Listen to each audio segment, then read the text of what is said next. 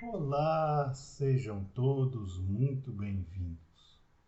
Eu sou o professor Guilherme Alves de Melo Franco, especialista em direitos material e processual do trabalho e previdenciário pela Universidade Estácio de Sá do Rio de Janeiro, formado em Direito pela Faculdade de Direito da Universidade Federal de Juiz de Fora, Minas Gerais.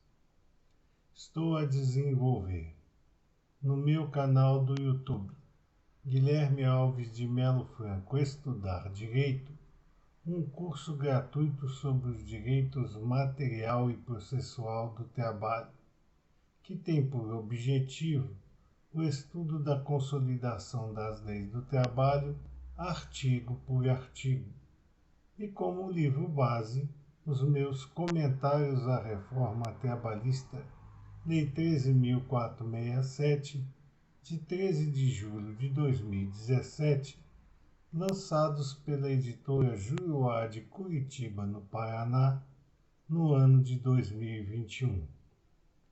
Esta é a nossa aula de número 101 deste nosso curso gratuito sobre os direitos material e processual do trabalho. E nela estaremos a desenvolver nossos entendimentos a respeito dos artigos 243, 244 e 245 da Consolidação das Leis do Trabalho, que continuam a jornada jusoperária brasileira a respeito dos empregados ferroviários. Para esse intento, diz o artigo 243 da Consolidação das Leis do Trabalho que para os empregados ferroviários de estações do interior, cujo serviço for de natureza intermitente ou de pouca intensidade, não se aplicam os ditames seletistas que respeitam a jornada de trabalho, sendo-lhes, entretanto, garantido o descanso entre jornadas de no mínimo 10 horas. Portanto, para os empregados ferroviários que laborem em estações do interior, somente para os empregados ferroviários que laborem em estações do interior e cujo serviço for de natureza intermitente ou de pouca intensidade, ou seja, aqueles empregados que a prestação de serviço não precisa ser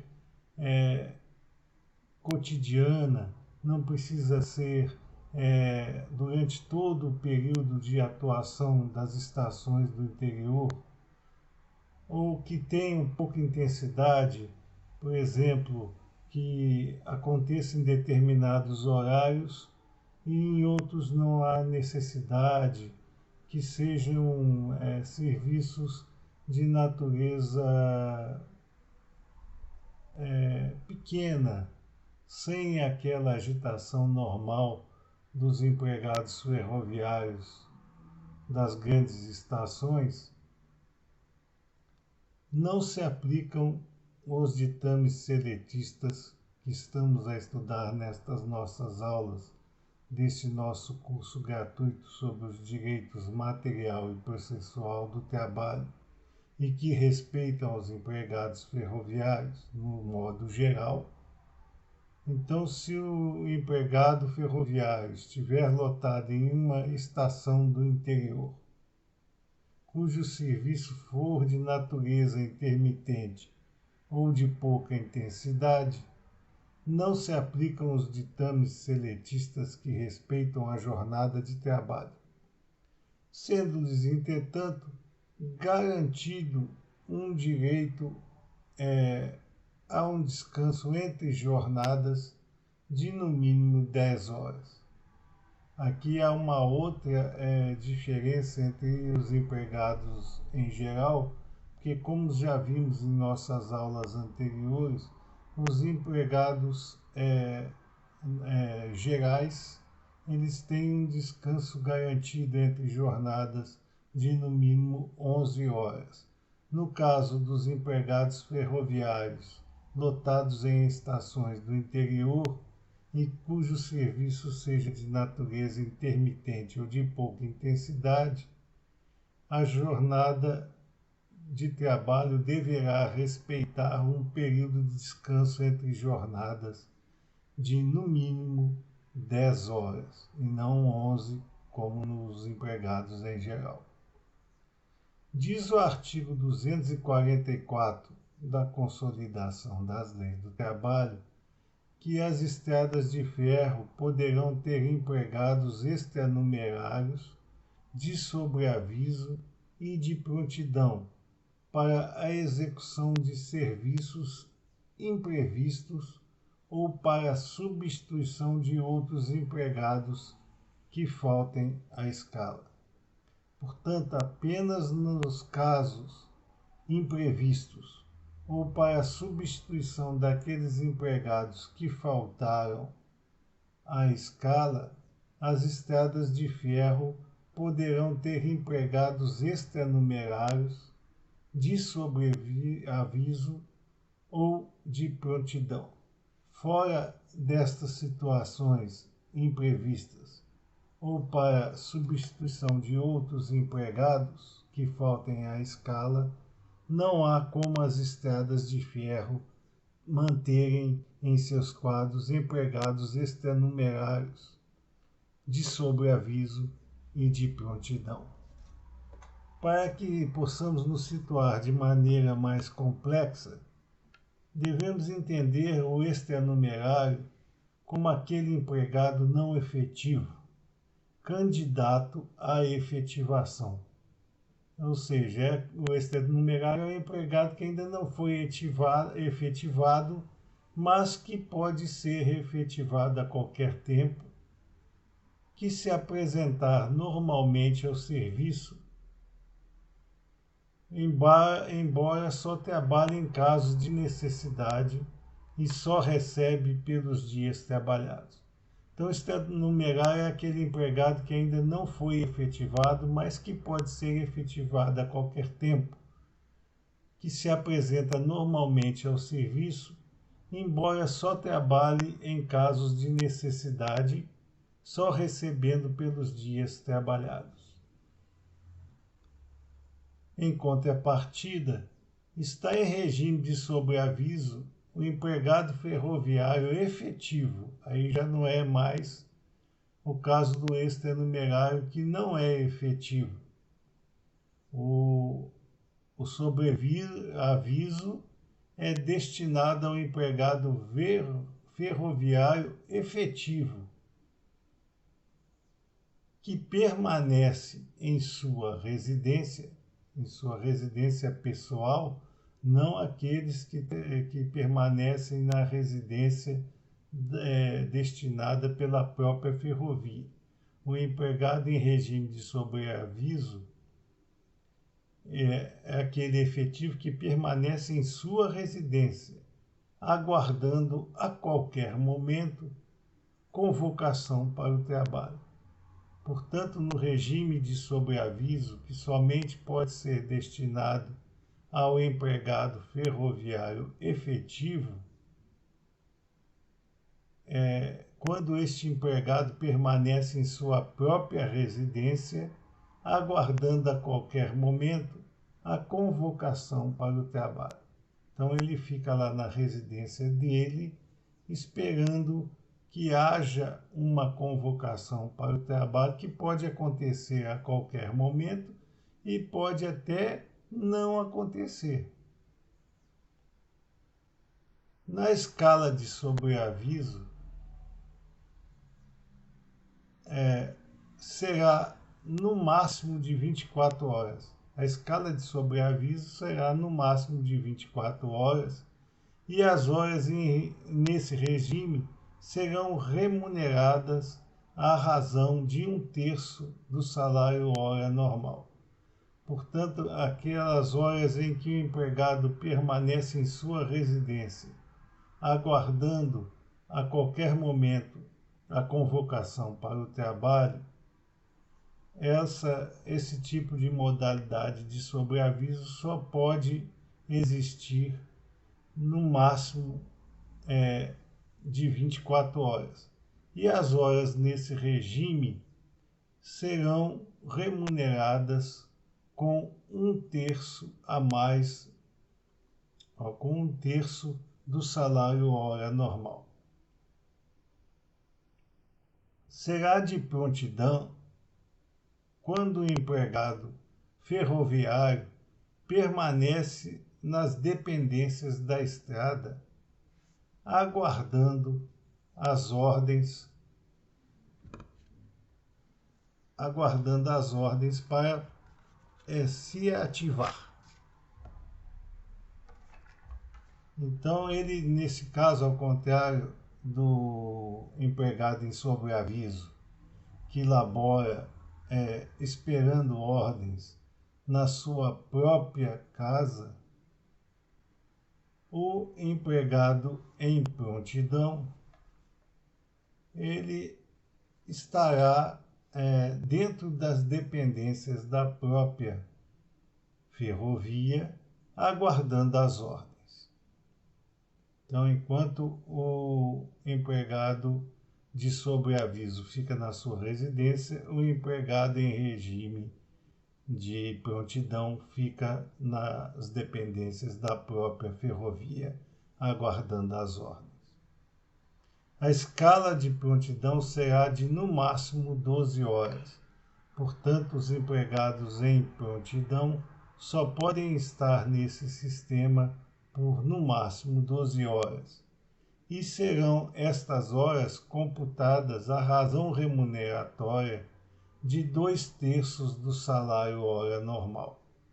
Portanto, os empregados em regime de prontidão que permanecem nas dependências da ferrovia aguardando suas ordens não poderão assim permanecer por mais de 12 horas, e essas horas serão computadas a razão remuneratória de 2/3 do salário hora normal.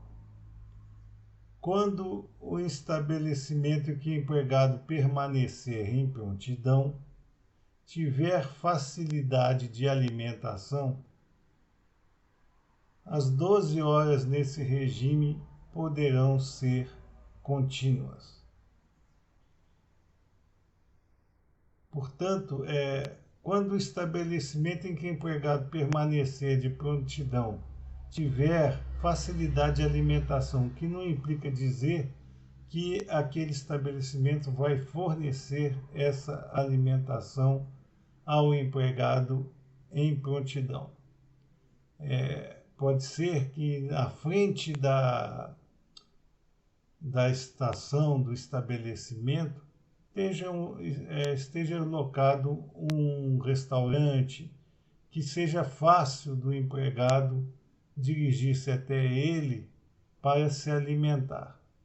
Ou então a própria empresa tenha um restaurante dentro do seu estabelecimento, ou ainda que ela forneça alimentação a esses trabalhadores em escala de prontidão.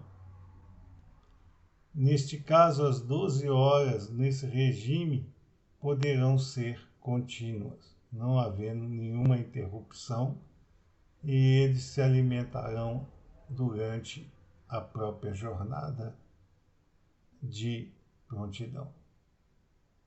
Se não houver esta facilidade, a cada 6 horas de prontidão haverá um intervalo de 1 hora não computado como de serviço. Portanto, não havendo a possibilidade de, durante a escala de prontidão, o empregado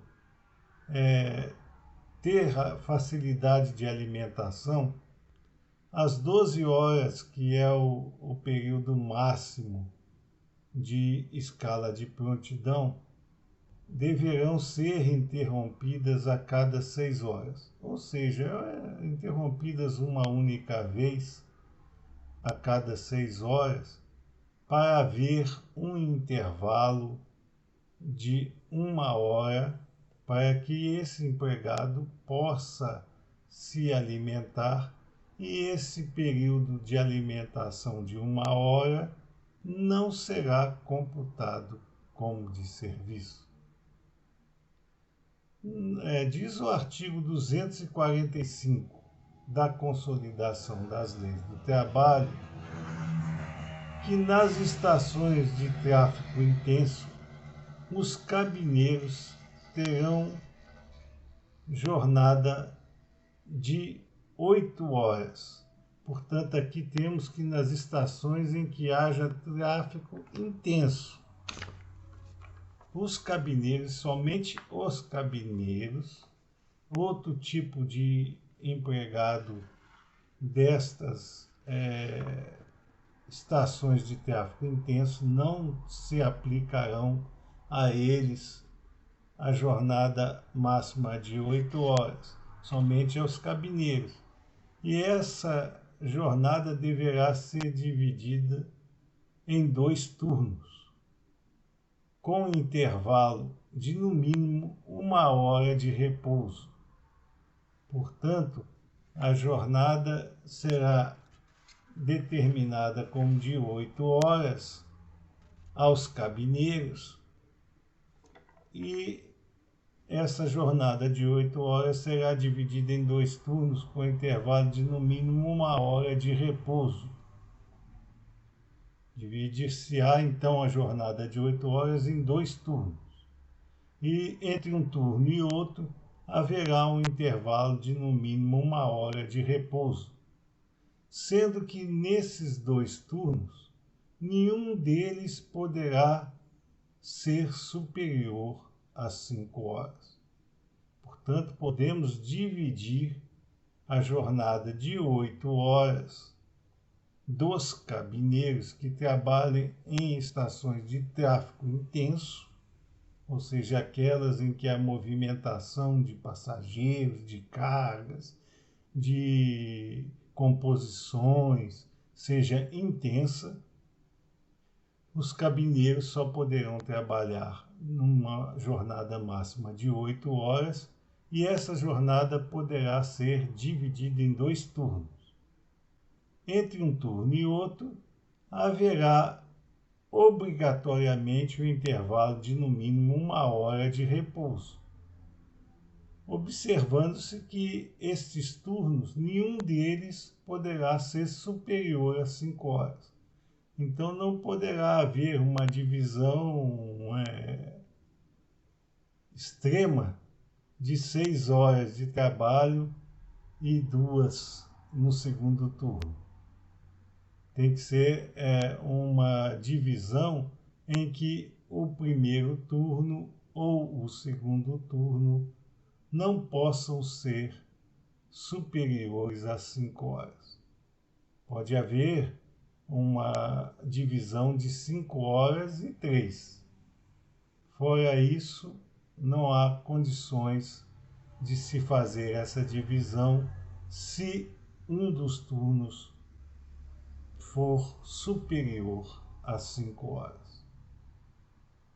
O intervalo entre jornadas desses cabineiros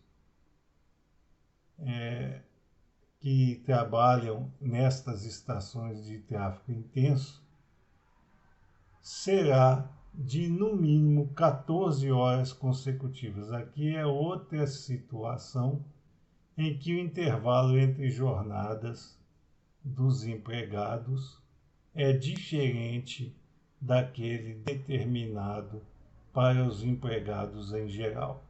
No caso dos cabineiros que trabalham em estações de tráfego intenso, o intervalo entre jornadas, ou seja, entre o término de uma jornada e o começo da outra, será de no mínimo 14 horas consecutivas, ao contrário dos empregados em geral, que este intervalo entre jornadas é de no mínimo 11 horas. Estas eram as considerações que gostaríamos de fazer a vocês nesta nossa aula de hoje. e aproveitamos a oportunidade para agradecer a presença de todos vocês nestas nossas aulas e pedir a vocês que se inscrevam no nosso canal e deixem seus likes nas nossas aulas, porque é através destas duas atividades simples que vocês estarão a nos ajudar no sentido de mantermos esse nosso curso gratuito de direitos material e processual do trabalho ativo e que possamos distribuir o conhecimento aqui arregimentado ao maior número de pessoas possível. Muito obrigado a todos.